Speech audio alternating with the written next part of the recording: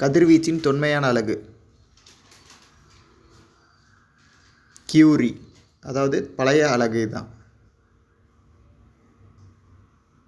கதிரியக்கத்தின் SI அலகு Becquerel, பிக்யூன்னு சொல்லுவாங்க. 2 proton 2 நியூட்ரான்களை கொண்ட ஹீலியம் அணுவின் உட்கரு ஆல்ஃபா கதிர், இது பாசிட்டிவ் சார்ஜ் கொண்டது.